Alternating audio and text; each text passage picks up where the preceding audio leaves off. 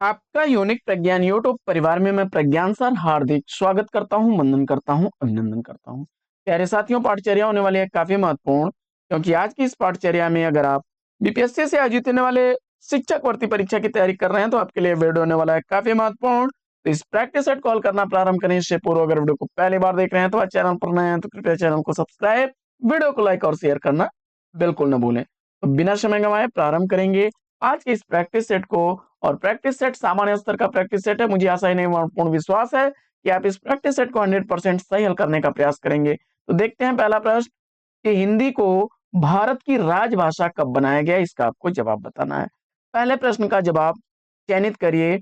और जैसा कि आप जानते हैं कि भारतीय संविधान के भाग 17 के अनुच्छेद 343 से 51 तक राजभाषा से संबंधित प्रस्ताव हैं। और 14 सितंबर 1949 ईस्वी को हिंदी को भारत की राजभाषा के रूप में स्वीकार किया गया। तो जवाब में 14 सितंबर 1949 विकल्प बी को चुना आपने। राइट आंसर के साथ हैं आप। बढ़ते हैं आगे और देखते हैं प्रश्न संख्या 2 कि भारोपी परिवार की भाषाओं में केतुम और सतम वर्ग का विभाजन किस विद्वान द्वारा किया गया। तो इस प्रश्न का जवाब आपने सेलेक्ट किया होगा, मुझे उम्मीद है, अश्कोली महोदय को। तो बी विकल्प बिल्कुल सही जवाब। प्रश्न संख्या 3, तीसरा प्रश्न है कि भारत की संपर्क भाषा पूछा जा रहा है। भारत की संपर्क भाषा कौन सी है। उत्तर में आपने हिंदी विकल्प ए को चुना, तो राइट आंसर के साथ हैं आप। प्रश्न संख्या 4, पूर्वी हिंदी की बोली कौन सी नहीं है, इसका आपको जवाब बताना है। चौथे प्रश्न का राइट आंसर चयनित करिए। पूर्वी हिंदी की बोली इसमें से कौन सी नहीं है। और इस प्रश्न का जवाब मुझे उम्मीद है कि आपने चुना होगा मैथिली। मैथिली, मगही और भोजपुरी बिहारी हिंदी की उपबोलियां हैं। बिहारी हिंदी की उपबोलियां हैं, जबकि अवधी, बघेली, छत्तीसगढ़ी पूर्वी हिंदी की उपबोली है। तो विकल्प बी इस प्रश्न का बिल्कुल सही जवाब। बढ़ते हैं पांचवें प्रश्न की तरफ। और पांचवा प्रश्न की हिंदी में स्वर वर्णों की संख्या कितनी है। तो हिंदी में स्वर वर्णों की संख्या 11 है और व्यंजन 33 हैं, जिसमें 25 स्पर्श व्यंजन, 4 संयुक्त व्यंजन और इसके बाद द्विगुणत्व व्यंजन तथा अयोग व सबको मिला करके ध्वनियों की संख्या 52 हो जाती है। बढ़ते हैं आगे और देखते हैं अगला प्रश्न। अगला प्रश्न है कि मात्रा और उच्चारण के आधार पर स्वर का भेद पूछा जा रहा है। मात्रा और उच्चारण के आधार पर स्वर के भेद कितने हैं। प्रश्न संख्या 6 का सही जवाब आपने सेलेक्ट कर लिया। ह्रस्व, दीर्घ, प्लुत, 3 भेद। तो बी विकल्प के साथ राइट आंसर के साथ हैं आप। सातवां प्रश्न है कि निम्न में से शुद्ध वर्तनी वाला शब्द चयनित करना है। सातवें प्रश्न का सही जवाब चयनित करिए। दिए गए विकल्पों में शुद्ध वर्तनी के रूप में आपने किसको चुना। अमावस्या, विकल्प डी को बिल्कुल सही जवाब। आगे बढ़ते हैं और देखते हैं प्रश्न संख्या 8। आठवां प्रश्न है कि अशुद्ध वर्तनी वाला शब्द कौन सा है। प्रश्न संख्या 8 का सही जवाब चयनित करिए। अशुद्ध वर्तनी वाला शब्द कौन सा है। आठवें प्रश्न का राइट आंसर विराहणी, विकल्प बी को चुना, बिल्कुल सही जवाब। आगे बढ़ते हैं और देखते हैं प्रश्न संख्या 9। नौवां प्रश्न है कि निम्न में से कौन सा वाक्य शुद्ध है। नौवें प्रश्न का राइट आंसर चयनित करिए। निम्न में से कौन सा वाक्य शुद्ध है। इस प्रश्न का जवाब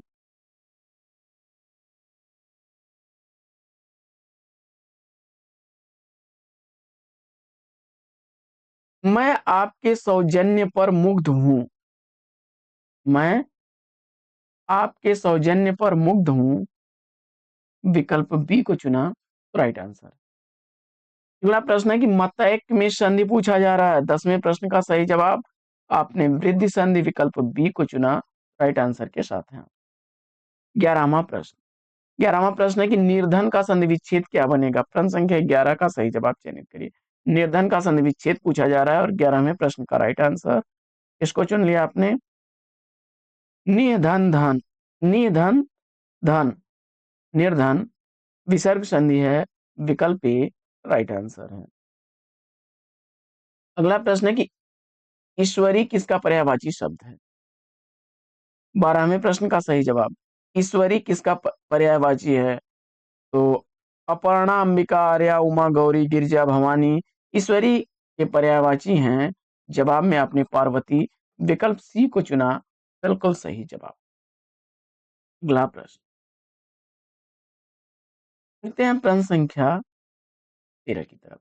13वां प्रश्न है कि आकर्षण शब्द में उपसर्ग कौन सा लगा हुआ है? तो आप जानते हैं कि आकर्षण में आ उपसर्ग लगा हुआ है, बी विकल्प बिल्कुल सही जवाब। बढ़ते हैं आगे और देखते हैं अगला प्रश्न।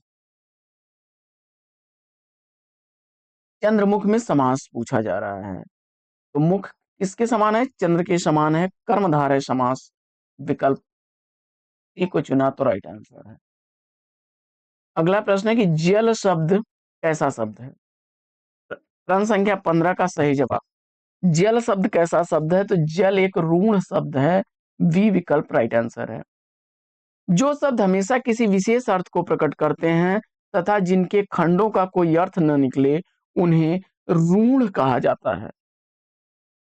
जो शब्द अन्य शब्दों के योग से बनते हैं परंतु एक विशेष अर्थ के लिए प्रयुक्त होते हैं, वे योग ऋण कहलाते हैं। आगे बढ़ते हैं और देखते हैं प्रश्न संख्या 16। स्रोत अथवा उत्पत्ति के आधार पर शब्द के भेद पूछा जा रहा है। स्रोत या उत्पत्ति के आधार पर शब्दों का भेद आपने तत्सम, तद्भव, देशज, विदेशज 4 विकल्प डी को चुना, राइट आंसर। परिश्रम शब्द कैसा शब्द है? परिश्रम शब्द कैसा शब्द है? प्रश्न संख्या 17 का सही जवाब बी विकल्प यौगिक चुना आपने तो राइट आंसर के साथ है। प्रश्न संख्या 18 है कि हरि का अनेकार्थी शब्द कौन सा नहीं है? प्रश्न संख्या 18 में हरि का अनेकार्थी शब्द कौन सा नहीं है? 18वें प्रश्न का सही जवाब पक्षी विकल्प बी को चुना, बिल्कुल सही जवाब। देखिए, घोड़ा, तोता, शिव ये हरि के अनेकार्थी शब्दों में रखे जा सकते हैं। बढ़ते हैं आगे और देखते हैं 19वां प्रश्न कि पत्राचार शब्द में कौन सा प्रत्यय है? प्रश्न संख्या 19 का सही जवाब विकल्प डी को चुना, राइट आंसर के साथ है। पत्राचार में आचार प्रत्यय लगा हुआ है। अगला प्रश्न है कि हिंदी में लिंग कितने प्रकार के होते हैं? प्रश्न संख्या 20 का सही जवाब, हिंदी में लिंग कितने प्रकार का होता है? प्रश्न संख्या 20 का सही जवाब पुल्लिंग और स्त्रीलिंग, दो लिंग आपने सेलेक्ट किया, ए विकल्प राइट आंसर। अगला प्रश्न है कि हिंदी में वचन पूछा जा रहा है, हिंदी में वचन कितने होते हैं? तो हिंदी में दो वचन होते हैं, एक वचन और बहुवचन। विकल्प सी राइट आंसर है। हिंदी में सर्वनाम की संख्या पूछी जा रही है, तो हिंदी में सर्वनाम कुल कितने हैं? 11 सर्वनाम चुना आपने, तो बिल्कुल सही जवाब विकल्प डी। प्रयोग के अनुसार सर्वनाम के 6 भेद होते हैं, पुरुषवाचक, निजवाचक, निश्चयवाचक, अनिश्चयवाचक, संबंधवाचक और प्रश्नवाचक। आगे बढ़ते हैं और देखते हैं अगला प्रश्न। अगला प्रश्न है कि मेरा कुत्ता काला है वाक्य में काला शब्द किस प्रकार का विशेषण है? मेरा कुत्ता काला है, इसमें काला शब्द जो है वह विधेय विशेषण होगा, बी विकल्प राइट आंसर। बढ़ते हैं आगे और देखते हैं प्रश्न संख्या 24। 24वां प्रश्न है टहलना स्वास्थ्य के लिए अच्छा है, वाक्य में टहलना शब्द कैसा है? और 24वें प्रश्न का सही जवाब सेलेक्ट किया है आपने, टहलना शब्द क्रियार्थक संज्ञा है, सी विकल्प राइट आंसर है। आगे बढ़ते हैं और देखते हैं अगला प्रश्न। अगला प्रश्न है कि मैंने पुस्तक पढ़ी, वाक्य में वाच्य कैसा है? प्रश्न संख्या 25 का सही जवाब आपने सेलेक्ट कर लिया है, मैंने पुस्तक पढ़ी, इसमें कर्मवाच्य मेरे द्वारा पुस्तक पढ़ी गई, विकल्प सी को चुना, राइट आंसर है। आगे फटाफट किस प्रकार का अव्यय है? फटाफट किस प्रकार का अव्यय है? और इस प्रश्न का जवाब रीतिवाचक अव्यय, विकल्प बी को चुन लिया सही जवाब के साथ। आगे बढ़ते हैं और देखते हैं प्रश्न संख्या 27। कुछ लोग हमेशा झूठ बोलते हैं, वाक्य में कुछ शब्द क्या है?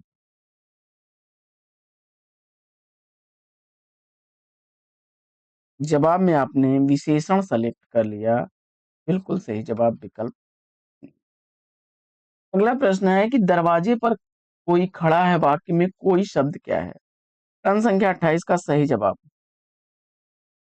इस वाक्य में जो कोई शब्द है यह अनिश्चित अनिश्चयवाचक सर्वनाम है। विकल्प सी राइट आंसर हो जाएगा। सर्वनाम की संख्या 11 होती है और प्रयोग के अनुसार सर्वनाम के अगर भेद की बात की जाए तो 6 भेद हैं। पुरुषवाचक, निजवाचक, निश्चयवाचक, अनिश्चयवाचक, संबंधवाचक और प्रश्नवाचक। आगे बढ़ते हैं और प्रश्न संख्या 29 देखते हैं कि वाक्य का एक प्रकार कौन सा नहीं है। प्रश्न संख्या 29 में देखिए, वाक्य का कौन सा एक प्रकार नहीं है? सरल वाक्य, संयुक्त वाक्य और मिश्र वाक्य वाक्य प्रकार के अंतर्गत आएंगे। विकल्प डी को चुना तो राइट आंसर है उपवाक्य। आगे बढ़ते हैं और अगला प्रश्न है कि किसी वाक्य को दूसरे प्रकार के वाक्य में परिवर्तित करना क्या कहलाता है? इसमें प्रश्न का सही जवाब आपने सेलेक्ट कर लिया वाक्य रूपांतरण, विकल्प सी को सही जवाब के साथ। अगला प्रश्न है कि सार्थक शब्दों का ऐसा व्यवस्थित समूह जो किसी भाव या विचार को पूर्णतः व्यक्त कर सकता है क्या कहलाता है? और जवाब में वाक्य चुना आपने, ए विकल्प बिल्कुल सही जवाब। आगे बढ़ते हैं और प्रश्न संख्या 32 देखते हैं कि उसने अनेक प्रकार की विद्या सीखी। वाक्य में अशुद्धि पूछा जा रहा है। प्रश्न संख्या 32 का सही जवाब चयनित करिए। उसने अनेक प्रकार की विद्या सीखी, इस वाक्य में अशुद्धि पूछा जा रहा है, कहां पर है? और इस प्रश्न का जवाब आपने सेलेक्ट कर लिया है, विद्या नहीं बल्कि विद्याएं, अनेक प्रकार की विद्याएं सीखी। विकल्प डी को चुन लिया तो राइट आंसर। अगला प्रश्न है कि जो उपवाक्य प्रधान या मुख्य उद्देश्य या मुख्य विधेय से बना हो उसे क्या कहते हैं? प्रश्न संख्या 33 का सही जवाब प्रधान उपवाक्य, विकल्प बी को चुना तो राइट आंसर। आगे बढ़ते हैं और प्रश्न संख्या 34 देखते हैं कि बाछे खिलना मुहावरे का अर्थ क्या होगा?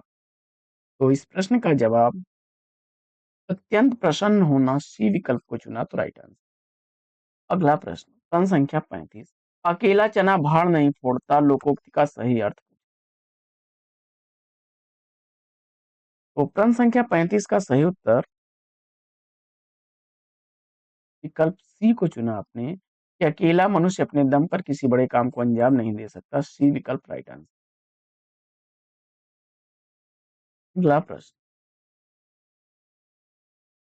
प्रश्न संख्या 36, निम्नलिखित में से कौन सा अर्थालंकार का भेद है? प्रश्न संख्या 36 का सही जवाब चुनिए। देखिए, अनुप्रास, लेस और यमक ये तो शब्द अलंकार के भेद हैं। ई विकल्प रूपक को चुना आपने तो सही जवाब के साथ है। आगे बढ़ते हैं और अनुप्रास अलंकार का भेद पूछा जा रहा है। अनुप्रास अलंकार का भेद प्रश्न संख्या 36 का सही जवाब चयनित करिए। तो आप जानते हैं अनुप्रास अलंकार के 5 भेद होते हैं। अनुप्रास अलंकार के 5 भेद होते हैं।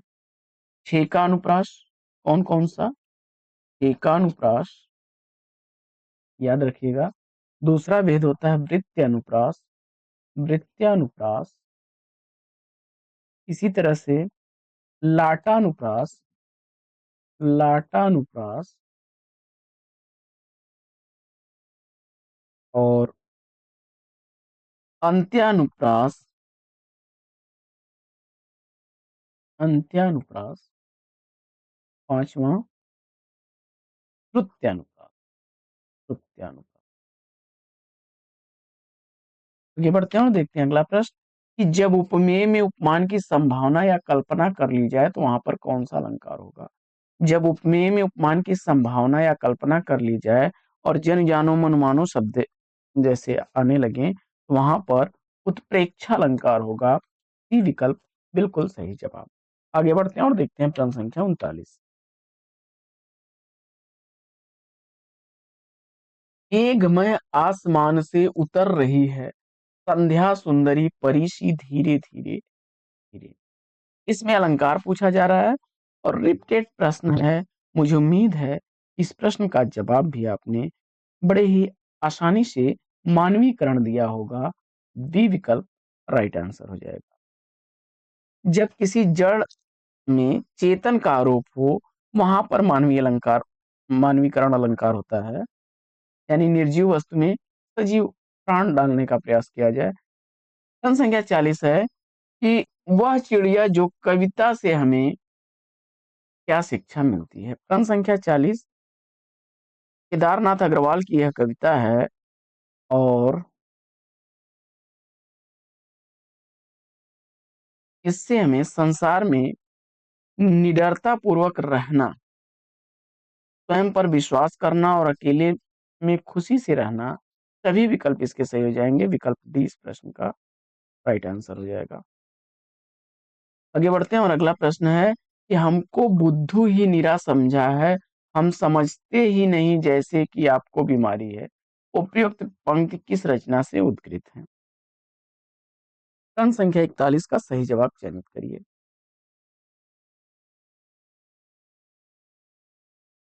तो आप जानते हैं कि यह शमशेर बहादुर सिंह की कविता से अवतरित पंक्तियां हैं। चंद्रदेव से थोड़ी चांद से थोड़ी चांद से थोड़ी सी गप्पे, विकल्प डी को चुना तो राइट आंसर। अगला प्रश्न है कि राजप्पा दो ऑस्ट्रेलिया के टिकटों के बदले कौन सा टिकट लेता है। प्रश्न संख्या 42 में सही जवाब आपने विकल्प सी फिनलैंड को चुन लिया, राइट आंसर के साथ हैं आप। अगला प्रश्न है कि पिता के पत्र पुत्री के नाम किससे संबंधित है। प्रश्न संख्या 43 का सही जवाब जवाहरलाल नेहरू, विकल्प बी को चुना तो राइट आंसर के साथ। अगला प्रश्न है कि विदेशिया का प्रचार किस बोली में हुआ है। प्रश्न संख्या 44 का सही जवाब भोजपुरी, विकल्प ए को चुना तो राइट आंसर है। अगला प्रश्न है कि पर्णकुटी करियों की तह पंक्ति किसके द्वारा रचित है और प्रश्न संख्या 45 का सही जवाब तुलसीदास, विकल्प ए को चुना तो सही। आगे बढ़ते हैं और देखते हैं अगला प्रश्न। अगला प्रश्न है कि किशन किस कहानी का पात्र है। प्रश्न संख्या 46 का सही जवाब अगर आपने चयनित कर लिया है, शिव प्रसाद सिंह द्वारा लिखी गई कहानी दादी माँ, डी विकल्प को राइट आंसर के साथ। आगे बढ़ते हैं और देखते हैं अगला प्रश्न। प्रश्न संख्या 47 है कि रक्त और हमारा शरीर किस विधा की रचना है। रक्त और हमारा शरीर किस विधा की रचना है। प्रश्न संख्या 47 का सही उत्तर आपने सेलेक्ट किया किसको, निबंध विधा को। विकल्प बी राइट आंसर है। यह सतीश अग्रवाल द्वारा लिखा गया निबंध है। आगे, चिड़िया की बच्ची शीर्षक कहानी के रचनाकार कौन है। चिड़िया की बच्ची कहानी का रचनाकार पूछा जा रहा है। प्रश्न संख्या 48 वातायन, नीलम देश की राजकन्या, एक रात, पाजेब, दो चिड़िया, जयसंधि जैसी कहानियों के कहानीकार जैनेन्द्र कुमार को चुना, ये विकल्प बिल्कुल सही जवाब। आगे बढ़ते हैं और देखते हैं प्रश्न संख्या 49 एक तिनका शीर्षक कविता के रचनाकार कौन है। एक तिनका किसके द्वारा लिखी गई कविता है। तो चोखे चौपते, प्रिय प्रवास, रस कलश, वैदेही वनवास, इब्ते चौपते जैसी रचनाओं के रचनाकार अयोध्या सिंह उपाध्याय, हरिऔध, विकल्प ए को चुना, बिल्कुल सही जवाब। अगला प्रश्न है कि संघर्ष के कारण मैं तुनुक मिजाज हो गया, धनराज शीर्षक साक्षात्कार के रचनाकार का नाम बताइए।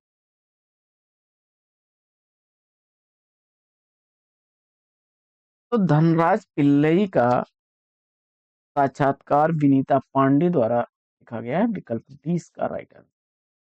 अगला प्रश्न है कि भरत की पत्नी का नाम, बहुत ही आसान सा जवाब है, मुझे उम्मीद है कि इस प्रश्न का जवाब आपने। राम की पत्नी का नाम सीता, लक्ष्मण की पत्नी का नाम उर्मिला और शत्रुघ्न की पत्नी का नाम कृति था। तो जवाब में आपने मांडवी, विकल्प ए को चुना, बिल्कुल सही जवाब। महाराज दशरथ के महामंत्री का नाम पूछा जा रहा है, तो आपको पता ही होगा कि कौन है, सुमंत्र महोदय हैं, ये विकल्प बिल्कुल सही जवाब। राम लक्ष्मण सीता ने दंडक वन में कितने वर्ष रहे थे? तो दंडक वन में राम लक्ष्मण सीता 10 वर्ष तक थे। विकल्प बी राइट आंसर। अगला प्रश्न है कि प्रश्न संख्या 54 की सुग्रीव के बड़े भाई का नाम क्या था? प्रश्न संख्या 54 का सही जवाब अगर आपने सेलेक्ट कर लिया है बाली, विकल्प सी बिल्कुल सही जवाब। प्रश्न संख्या 55 है कि भगवान राम की सेना में वह कौन सा वानर था जो समुद्र तल पर पुल बना सकता था? तो भगवान की सेना में नल और नील ऐसे वानर थे जो समुद्र तल पर पुल बना सकते थे। विकल्प ए राइट आंसर। अगला प्रश्न है कि गंगा का विवाह किससे हुआ था? गंगा का विवाह हुआ था शांतनु से। विकल्प डी बिल्कुल सही जवाब। अगला प्रश्न, चित्रांगद और विचित्र वीर्य के माता पिता का नाम क्या था? सत्यवती और शांतनु की ये संतान थे। सत्यवती और शांतनु के संतान थे। विकल्प सी इसका राइट आंसर। अगला प्रश्न,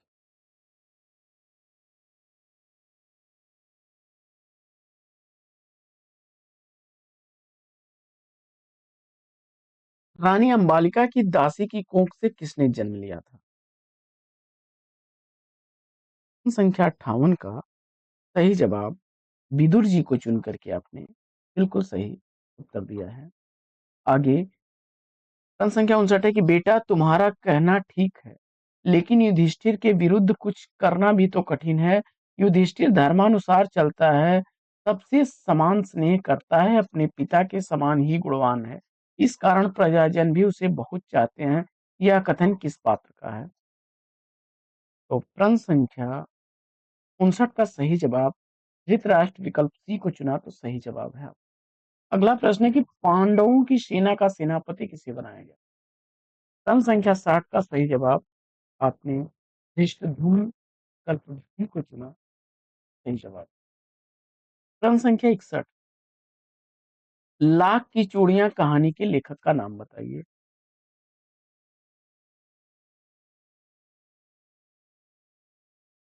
कामतानाथ सेलेक्ट किया तो बिल्कुल सही जवाब।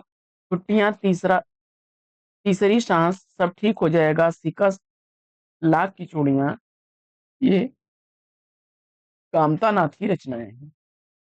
अगला प्रश्न है कि वह महान आदमी आ रहा है, इसने एक टायर के लिए प्राण दिए, मर गया पर टायर नहीं बदला। उपयुक्त विचार बस की यात्रा अभियान शीर्षक से किस पात्र के मन में उत्पन्न हो रहा था? प्रश्न संख्या 62 का सही जवाब आपने विकल्प ए को चुना, लेखक को तो राइट आंसर। अगला प्रश्न है कि भगवान के डाकिए शीर्षक कविता के रचनाकार कौन? भगवान के डाकिए हैं ओंकार, उर्वशी, रसवंती, कुरुक्षेत्र, ओंकार रत्नथी जैसी रचनाओं के रचनाकार रामधारी सिंह दिनकर को चुना आपने तो विकल्प डी राइट आंसर। अगला प्रश्न है कि कामचोर शीर्षक कहानी के रचनाकार कौन? प्रश्न संख्या 64 का सही जवाब कामचोर कहानी, शैतान, एक बात, कलियां, चोटें, सुई मुई जैसी कहानियों के कहानीकार स्तंभ, चुगताई, विकल्प ए को चुना राइट आंसर। अगला प्रश्न है कि काढ़त गुहत नहावत नहीं है, नागिन सी हुई लोटी, कांचौ दूध पियत पची पची, देती न माखन रोटी। यह काव्य पंक्तियां किस रचनाकार की हैं? इसका आपको जवाब बताना है। तो मैया कभी बढ़ेंगी चोटी, सूरदास की पंक्तियां हैं। विकल्प डी के साथ है। अगला प्रश्न है कि भारत के किस प्रधानमंत्री द्वारा भारत की खोज नामक पुस्तक की रचना की? तो आप जानते हैं डिस्कवरी ऑफ इंडिया भारत की खोज पुस्तक जो है पंडित जवाहरलाल नेहरू द्वारा लिखी गई है। विकल्प सी राइट आंसर।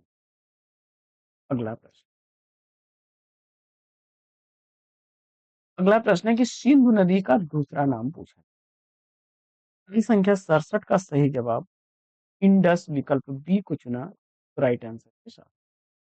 आगे बढ़ते हैं और देखते हैं प्रश्न संख्या 68 को कि मेरे देश को जानने के लिए उस युग की यात्रा करनी होगी जब भारत ने अपनी आत्मा को पहचान कर अपनी भौतिक सीमाओं का अतिक्रमण किया। यह किस विद्वान द्वारा उल्लिखित कथन है?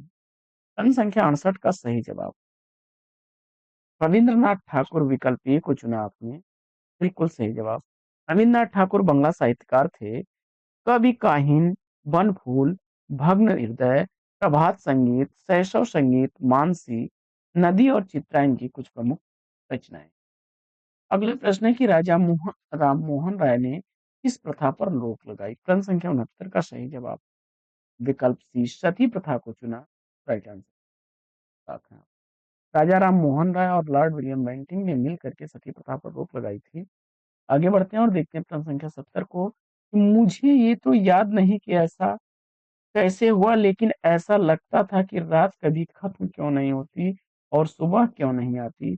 उक्त कथन किस लेखक के संदर्भ में? प्रश्न संख्या 70 का सही जवाब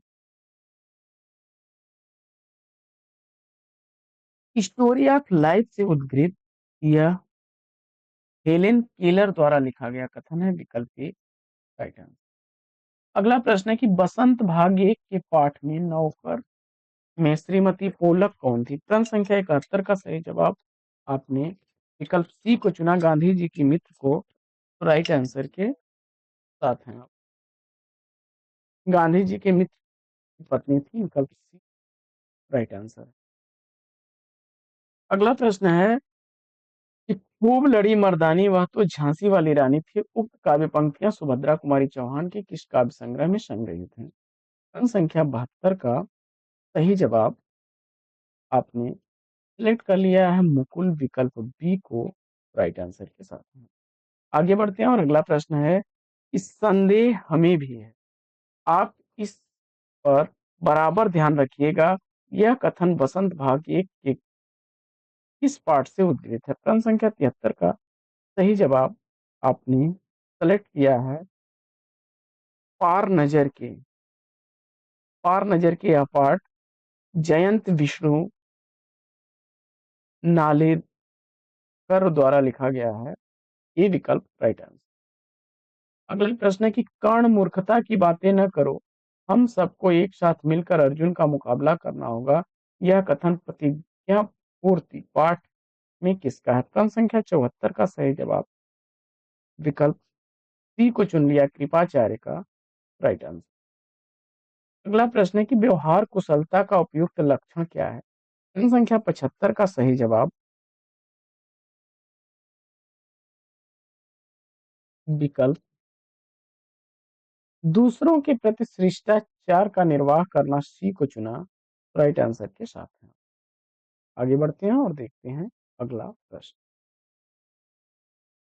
अगला प्रश्न है कि लेखक ने मनुष्य की किस मूल प्रवृत्ति की ओर ध्यान दिलाया?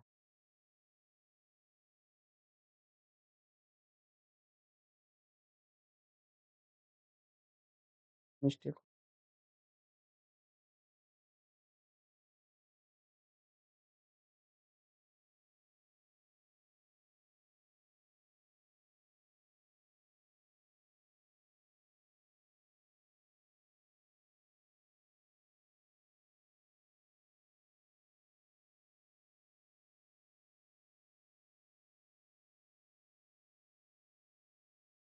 साथियों मिस्टेक है, वो गद्यांश छूट गया है उसका।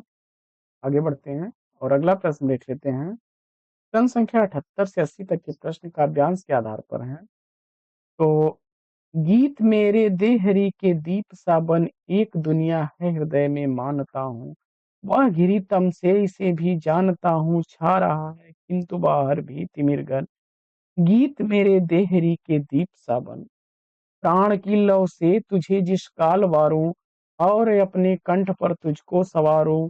कह उठे संसार आया ज्योति के क्षण, गीत मेरे देहरी के दीप सा बन। दूर कर मुझे भरी तू लालिमा, जब फैल जाए विश्व में भी कालिमा तब। जानता नहीं है अग्नि का कण, गीत मेरे देहरी के दीप सा बन। इसमें कवि ने देहरी के दीप सा बनने के लिए किसे कहा है? तो क्या कह रहा है कवि? देखिए, गीत मेरे देहरी के दीप सा बन। पहला ही जवाब आपका गीत मेरे सेलेक्ट कर लिया, राइट आंसर। अपने गीतों को ही विकल्प सही जवाब। इसी तरह से वह घिरी तम से पंक्ति के माध्यम से कवि क्या संकेत कर रहा है? तो देख लेते हैं।